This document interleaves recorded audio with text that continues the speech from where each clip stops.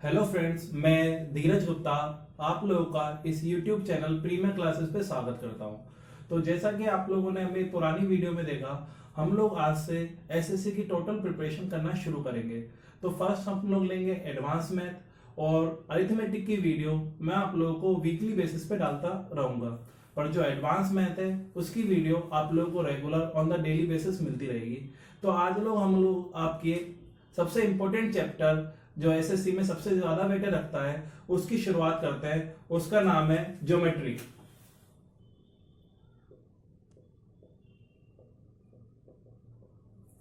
हिंदी में बोलते हैं इसको ज्यामिति।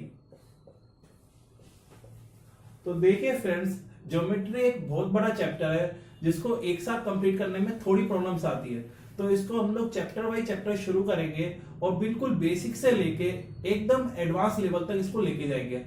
ये मैं आप लोगों को एश्योर करता हूं कि अगर आपने इस चैनल के ज्योमेट्री के सारे वीडियोस देखे हैं तो चाहे वो आपका प्री का हो चाहे मेंस का हो, आप लोगों का कोई सा भी क्वेश्चन यहां से बाहर नहीं जाएगा। तो हम लोग आज के ज्योमेट्री के पहले चैप्टर की शुरुआत करते हैं। पहला चैप्टर है आप लोगों का पॉइंट, लाइन एंड प्लेन।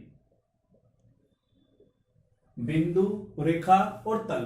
तो ध्यान दिए, एक बिंदु क्या होता है, एक पॉइंट होता है, बिंदु होता है वो ज्योमेट्री, जो वही ज्यामितीय आकृति जिसकी कोई लंबाई या चौड़ाई नहीं होती है। आप लोगों को आता होगा, इससे सवाल एसएससी कभी पूछेगी नहीं, पर हम लोग बिल्कुल बेसिक से शुरुआत कर रहे हैं तो ये चीजें बताना थोड़ा जरूरी पड़ जाता है। जैसे पॉइंट, अगर इस पॉइंट को मैं एक डायरेक्शन में इनफाइनाइट तक बिल्कुल आगे बढ़ा सकता हूं तो ये हो जाता है आपकी किरण।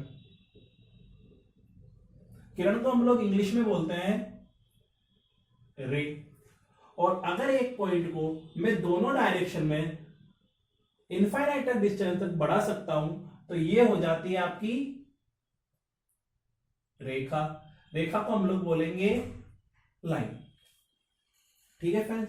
और अगर इस रेखाखंड के दो पॉइंट में कर दूं, इस रेखा का एक हिस्सा ले लूं, इस लाइन का एक मिनट सेगमेंट ले लूं, तो ध्यान दो, रेखा का एक खंड लिया है तो इसको हम लोग बोलेंगे रेखा खंड। इंग्लिश में बोलते हैं इसको लाइन सेगमेंट। जो लाइन सेगमेंट होता है इसको हम कभी भी आगे बढ़ा नहीं सकते, इसकी जो लंबाई होती है वो फिक्स होती है। तो ध्यान दो, जैसे कोई बिंदु है, अगर बिंदु से मैंने एक लाइन ड्रॉ की, एक रे ड्रॉ की, और अगर इस बिंदु के साथ मैंने एक और रे ड्रॉ कर दी, तो ध्यान दो आप लोगों का एक जो कोणीय दूरी हो जाती है इसको हम लोग बोलते हैं कोण। इंग्लिश में हम लोग इसको बोलेंगे एंगल।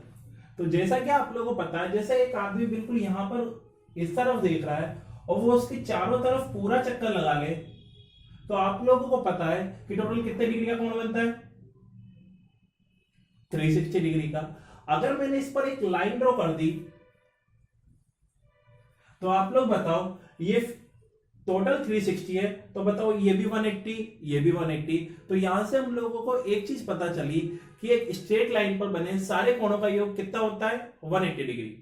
जैसे अगर आप लोगों के सवाल आ गया कभी कि ये आप लोगों की एक स्ट्रेट लाइन है और यहां पर आप लोगों ने ये दो, तो देखो यहां पर कितने कोण बन रहे हैं, 1 2 3।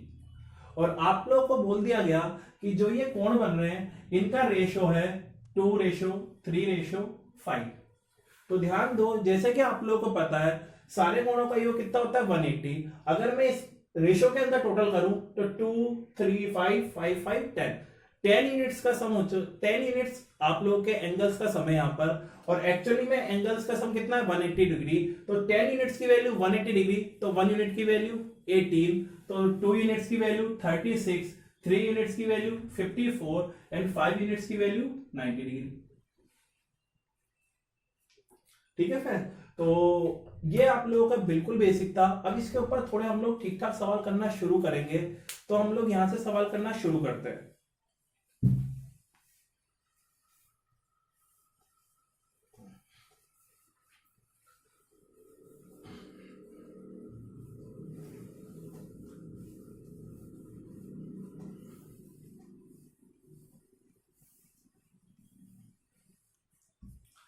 ठीक है, जैसे अगर आप लोगों को बोल दिया एक OA लाइन है, एक OB लाइन है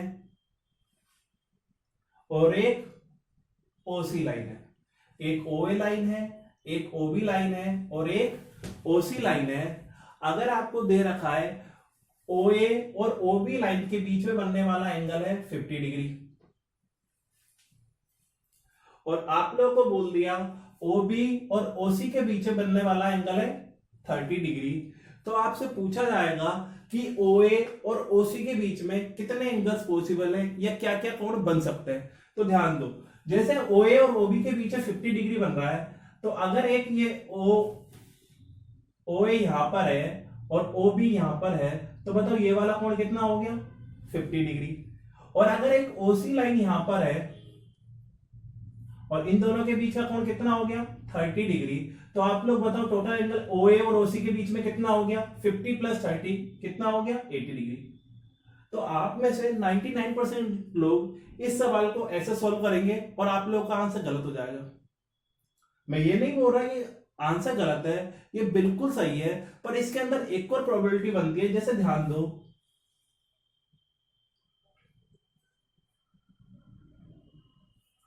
OA और OB के बीच का एंगल कितना दे रखा है 50 डिग्री, और आपको क्या बोल रहा है OB और OC के बीच का एंगल 30 डिग्री है। अब आप बताओ OB और OC के बीच में एंगल यहां पर नीचे भी बन सकता है और बताओ एक एंगल ऊपर भी बन सकता है क्या। जैसे अगर ये वाला कोण 30 डिग्री है, तो बताओ भाई बीच वाला OA और OC के बीच में कितना एंगल बन गया 20 डिग्री। तो जो ये सवाल है इसकी 2 वैल्यूज पॉसिबल है, एक 80 डिग्री और एक 20 डिग्री।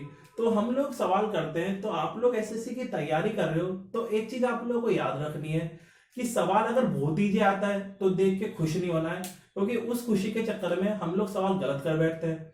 और सवाल अगर लंबा दिख रहा है, टफ लग रहा है, तो उसको देख के डरना नहीं है, क्योंकि ऐसा कई बार होगा जो सवाल बहुत दिखने में बहुत गंदा होगा और उसका सॉल्यूशन 1 वर्ड में होगा। ठीक है, तो हम लोगों को सवाल अटेम्प्ट करते वक्त ये चीजों का, छोटी छोटी चीजों का ध्यान रखना है। ठीक,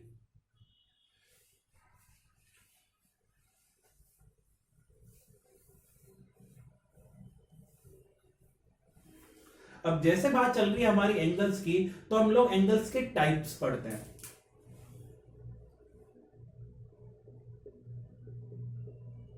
टाइप्स ऑफ एंगल्स,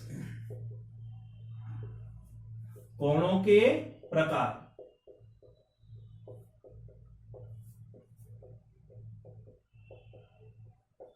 तो ध्यान दो, सबसे पहले कौन आता है आपका acute angle. Acute angle means न्यून कोण। तो न्यून कोण वो होता है जिसमें जो थीटा होता है वो 90 डिग्री से छोटा होता है। 90 डिग्री से छोटा मतलब कैसे, अगर कोई स्ट्रेट लाइन यहां पर बन रही है तो इसके ऊपर बने कोणों का ये 180 डिग्री, और एक लाइन बिल्कुल परफेक्ट मतलब इस लाइन के साथ वो 90 डिग्री का कोण बना रही है। तो आप बताओ 90 डिग्री से छोटा है तो कोण ऐसा ही होगा क्या। ठीक है, इसके बाद आता है आप लोगों का राइट एंगल।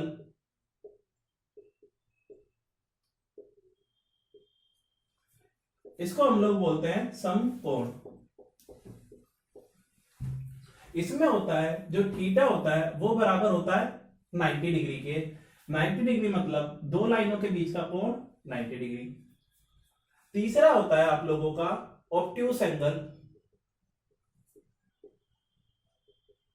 ऑब्ट्यूस एंगल को बोलते हैं हम लोग अधिक कोण, और अधिक कोण मतलब जो थीटा होगा वो 90 डिग्री से तो बड़ा होगा और 180 डिग्री से छोटा होगा। तो आप लोग देख रहे हो जो लाइन है ये एंटी क्लॉकवाइज बढ़ती जा रही है और एक और हल्का सा और इधर घूमेगी, तो यहां पर ये थीटा हो गया ऑब्ट्यूस एंगल। उसके बाद आता है आप लोगों का फोर्थ में आप लोगों का आता है लीनियर एंगल। लीनियर एंगल होता है आप लोगों का सरल कोण। सरल कोण मतलब एक लाइन पर बने एंगल। तो अभी अभी मैंने आप लोगों को बताया एक लाइन पर बना कोण कितने डिग्री का होता है 180 डिग्री का। इसके बाद आता है आप लोगों का रिफ्लेक्स एंगल।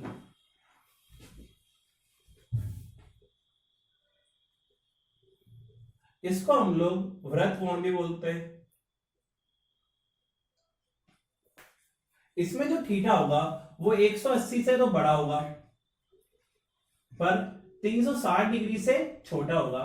तो 180 से बड़ा तो एंगल होगा आप लोगों का कहीं ना कहीं ऐसा। फिर इसके बाद आप लोगों का जो सिक्स एंगल है वो होता है कंप्लीट एंगल या फिर जीरो एंगल, मतलब पूर्ण कोण या फिर शून्य कोण। इसमें जो थीटा होगा वो होगा 0 डिग्री और 360 डिग्री। तो ज्योमेट्री के अंदर 0 डिग्री एंगल हो या 360 डिग्री एंगल हो, बात बिल्कुल सेम है। तो ये हो गए हमारे कोणों के प्रकार, एंगल्स के टाइप्स। तो अभी तक जो हम लोगों ने पढ़ा वो एक पर्टिकुलर एक एंगल की बात चल रही है, पर कभी कभी ऐसा होगा कि जैसे दो एंगल के बीच में भी रिलेशन निकलता है तो उसके ऊपर हम लोग सवाल करेंगे और उसके ऊपर थोड़े बहुत ठीक ठाक सवाल भी करेंगे।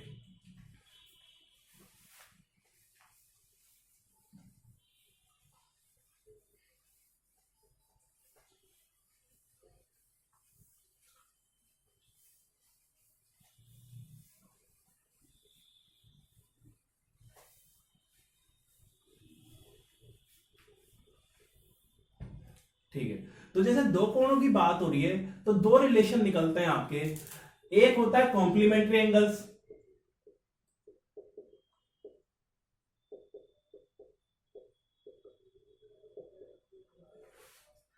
और इसके बाद होता है supplementary angles.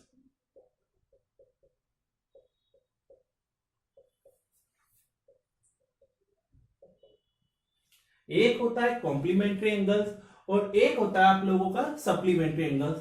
Complementary angles Hindi में मतलब पूरक कोण, और सप्लीमेंट्री मतलब समपूरक कोण। तो ध्यान दो, पूरक कोण क्या होते हैं और संपूरक कोण क्या होते हैं। तो अगर दो कोणों का योग, यदि टू एंगल्स का सम अगर 90 डिग्री है तो वो हो जाते हैं कॉम्प्लीमेंट्री एंगल। जैसे अगर एक कोण मैंने दे रखा है 30 डिग्री, तो बताओ दो इसका पूरक कोण क्या होगा, इससे कॉम्प्लीमेंट्री एंगल्स क्या होगा कि इसमें क्या जोड़ो कि इन दोनों का सम कितना हो जाए 90, तो दूसरा एंगल हो गया 60 डिग्री। जैसे अगर मैंने बोल दिया एक कोण है 40 डिग्री, तो 40 डिग्री का कॉम्प्लीमेंट्री एंगल्स क्या होगा 50 डिग्री। अगर मैंने बोल दिया 45 डिग्री, तो 45 का कॉम्प्लीमेंट्री एंगल्स क्या होगा 45 डिग्री।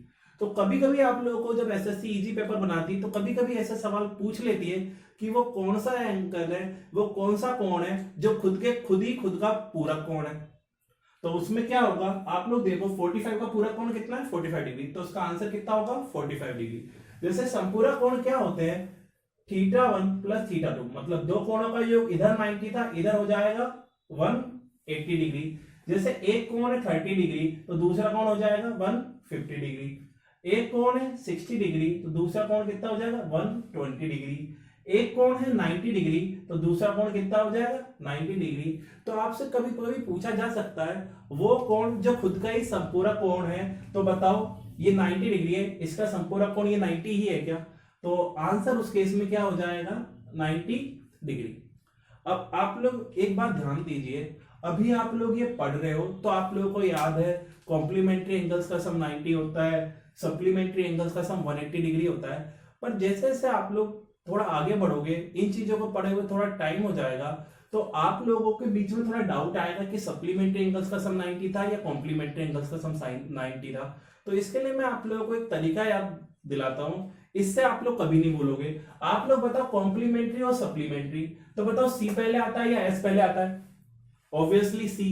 तो सी मतलब दो कोणों का योग छोटा वाला मतलब 90 डिग्री, एस बाद में आता है तो दोनों कोणों का योग 180 डिग्री। जैसे हिंदी मीडियम वाले परेशान मत हो आप लोगों के लिए भी कुछ है मेरे पास।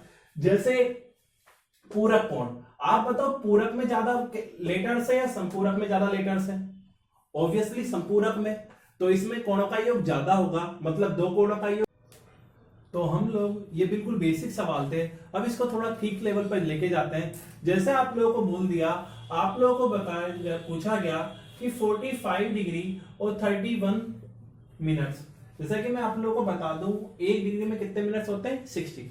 आप लोगों से बोल दिया गया कि कोई एंगल है 45 डिग्री 31 मिनट्स, इसका आपको कॉम्प्लीमेंट्री एंगल बताना है, इसका आपको पूरक कोण बताना है। तो ध्यान दो, इसका कॉम्प्लीमेंट्री एंगल करने के लिए आप लोगों को 90 में से माइनस करना पड़ेगा। पर मैं क्या करूंगा, 90 डिग्री में से तो माइनस करूंगा, पर 90 डिग्री को मैं 90 डिग्री नहीं लिखूंगा, मैं इसको लिखूंगा 89 डिग्री और 60 मिनट। तो जैसे आप लोगों ने ये लिखा, आप लोग की कैलकुलेशन थोड़ी इजी हो गई। 60 में से 31 घटाया 29 एंड 89 में से 45 घटाया, आप लोग को आ गया 44 डिग्री।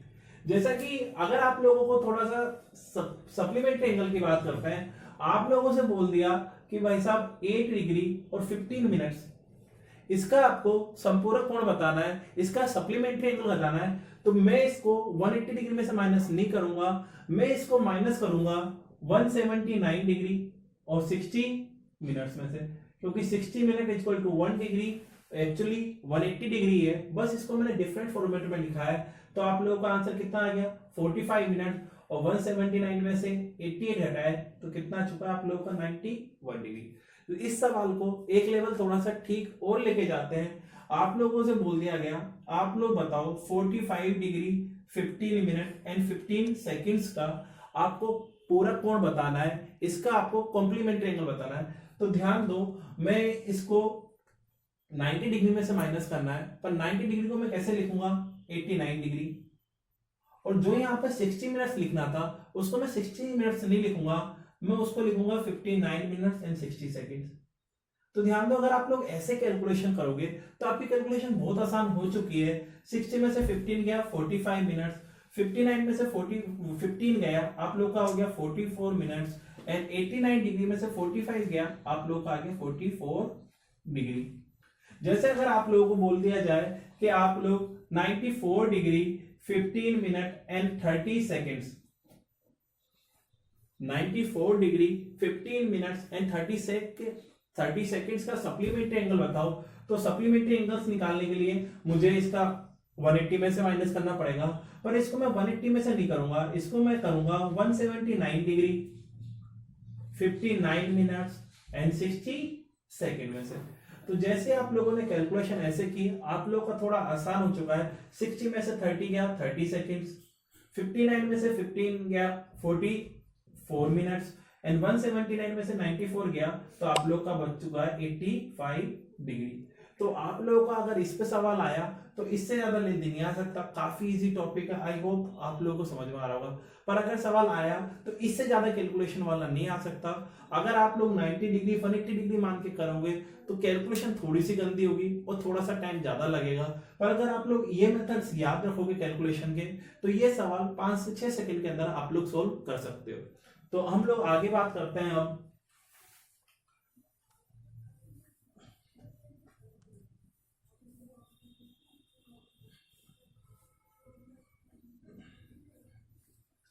तो ध्यान दो, एंगल्स की बात हम लोगों की हो चुकी है। अब हम लोग बात करते हैं प्लेन्स की। हम लोग बात करेंगे प्लेन्स की, जिसको हम लोग बोलते हैं या तो तल या समतल। तो ध्यान दो, जैसे कोई प्लेन होता क्या है, जैसे आप लोग का ये व्हाइट बोर्ड, जैसे इसकी कोई लंबाई है कोई चौड़ाई है, पर बताओ इसका थर्ड डायमेंशन, इसकी कोई ऊंचाई है क्या? नहीं। मतलब कोई भी प्लेन आकृति जिसकी कोई लंबाई चौड़ाई हो, लेंथ ब्रेथ हो, पर ऊंचाई मतलब हाइट ना हो। तो ध्यान दो, जैसे आप लोगों का एक पॉइंट है ए, अगर मैंने इस पॉइंट की कोई लंबाई चौड़ाई ऊंचाई है क्या? नहीं। पर जैसे ही मैंने अगर एक और पॉइंट लिया और ए से मैंने बी को मिला दिया, तो आप लोग बताओ ये जो ए बी है इसकी लंबाई तो है पर चौड़ाई नहीं है। तो आपको चौड़ाई लेने के लिए आप लोग बताओ आपको एक और पॉइंट की रिक्वायरमेंट है क्या? तो जैसे ही मैंने तीसरा पॉइंट लिया और सी से मैंने ए और बी दोनों को मिला दिया, तो आप लोग बताओ ये प्लेन बन गया क्या? इसकी लंबाई भी है और चौड़ाई भी है। तो ध्यान दो, अगर आप मैथ ऐसे पढ़ोगे समझते समझते तो मैथ थोड़ा पढ़ना आसान है, पर अगर आप लोग चीजें रटोगे कि प्लेन को बनाने के लिए 3 पॉइंटों की आवश्यकता होती है, तो आप लोगों को थोड़ी सी प्रॉब्लम आ सकती है। जैसे ध्यान दो, अगर आप लोगों को बोल दिया गया कि ए बी सी डी ये चारों असंतुल्य बिंदु हैं, मतलब नॉन कोप्लेनर पॉइंट्स हैं, तो इन चार बिंदुओं से कितने प्लेन बनाए जा सकते हैं। तो जैसा कि मैंने आप लोगों को बताया, आप लोगों को कोई प्लेन बनाने के लिए कितने पॉइंट की रिक्वायरमेंट होती है, 3 पॉइंट्स की। तो मैं आप लोगों में सवाल करूंगा, तो मैं कैसे करूंगा, पहले मैं ए से बनने वाले सारे प्लेन निकाल लूंगा।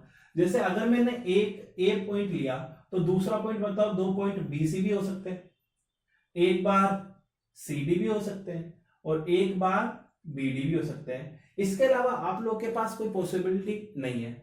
और इसके बाद ए से आप लोगों के पास सारे हो चुके हैं। अब मैं बी से बात करूं, तो बताओ ऐसे कितने प्लेन बनाए जा सकते हैं जिसपे ए नहीं है। तो आप लोग के पास ए की पॉसिबिलिटी बची बी सी डी। तो हमारे टोटल नंबर ऑफ प्लेन्स कितने हो चुके हैं, 4 पॉइंटों से 4।